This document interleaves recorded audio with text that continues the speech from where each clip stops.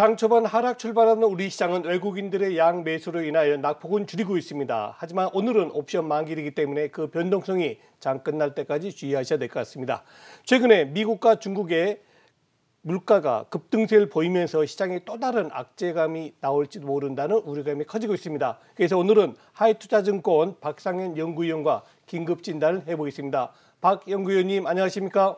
예, 안녕하세요. 네, 방금 말씀드렸지만 미국의 생산자 물가 지수가 8.6%, 중국은 자그마치 13.5%라는 급등세 보였습니다. 또다시 이런 생산자 물가의 상승이 시장에 주는 영향 어떻게 보십니까?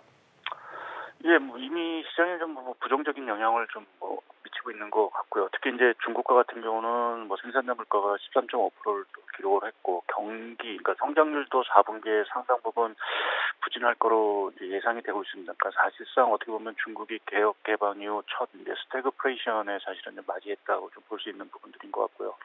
이제 그렇게 보게 되면 아무래도 우리나라 경기라든지 증시에는 상당히 좀 부정적인 영향을 좀 줄 수밖에 없을 거로 좀 보고 있고요. 다만 어제 오늘 또 새벽에도 이제 미국 물가 이렇게 다 나왔지만 내용들을 보게 되면 주로 이제 우리가 많이 얘기하는 이제 공급망 차질, 대표적으로 거기에 따라 이제 중고차 가격이 이제 많이 올랐다든가 하는 이러한 요인이 물가 급등의 일단 주요 배경으로 좀 작용하고 있고요. 또 한 가지는 요번 10월달 미국이나 중국의 생산자 물가 또 소비자 물가 급등의 가장 중요한 요인은 에너지 가격의 상승이었습니다. 미국 같은 경우도 소비자 물가에서 에너지와 관련된 부분이 한 6% 이상 올랐고, 생산자 물가도 대부분 에너지 가격에서 좀 상승을 좀 주도한 부분들이고요. 중국 같은 경우도 이제 석탄난으로 인한 어떤 석탄 가격 상승 이러한 것들이 전반적으로 예상보다는 물가가 급등했던 요인으로 좀 작용을 했다라고 좀 볼 수 있고요.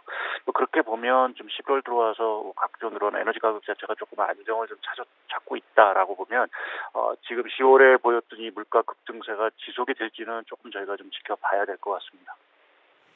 네, 자, 저희가 또 우려하는 건 이런 물가 급등이 연준의 금리 인상 기조를 조금 더 앞당기진 않을까 이 부분을 좀 우려하고 있는데요. 이에 대해서는 어떻게 전망을 하고 계실까요? 예, 당연히 물가는 각국 미 연준뿐만 아니라 전 세계 중국의 어떤 통화 정책, 긴축 규제를 좀 강화시킬 수밖에 없는 변수인 것 같고요. 다만 이제 앞서도 말씀드렸듯이 최근 물가 상승세 자체가 파월 의장도 언급을 했지만 결국 이제 공급망 차질에 의한 어떤 물가 상승이라는 측면이 상당 부분 강하다라는 측면에서 과연 이것을 금리를 가지고 대응을 하는 게 맞을 거냐라는 조금 원천적인 어떤 의문이 좀 드는 부분들이 있습니다. 결국 물가가 안정이 되기 위해서는 금리 인상을 통해서 수요를 둔화시키는 이러한 것보다는 하루속히 공급망 자체를 좀 완화시키는 게 사실 더 우선돼야 되는 부분들이기 때문에 미 연준 입장에서 서둘러서 금리 인상에 나설지는 않을 거로 좀 보고 있고요. 다만 지금 파월 의장이라든지 각국 정부에서 물가가 일시적이라고 다들 이제 얘기를 하고 있는데 이 현상 자체가 일시적인 것이 아니라 내년 1분기에 대부분 내년 1분기부터 물가가 상당 부분 둔화될 거로 좀 예상을 하고 있는데 만약 그 예상이 틀렸을 경우에는 사실은 금리 인상 이러한 부분에 대한 어떤 조기 인상 가능성 자체가 상당히 좀 대두될 수가 있을 것 같습니다. 그래서 그렇게 보면 지금의 이번 연의 어떤 물가보다도 내년 초에 발표되는 물가 흐름에 따라서 어떤 통화 정책의 방향성 자체가 좀 결정이 되지 않을까 좀 보고 있습니다. 네, 연구위원님 말씀대로 물가 상승에 따른 인플레 우려, 게다가 또 국제 글로벌 공급망 차질 등 굉장히 주식시장에 어려움이 많습니다. 연말까지 어떤 투자 전략이 바람직할지 진단해 주시죠.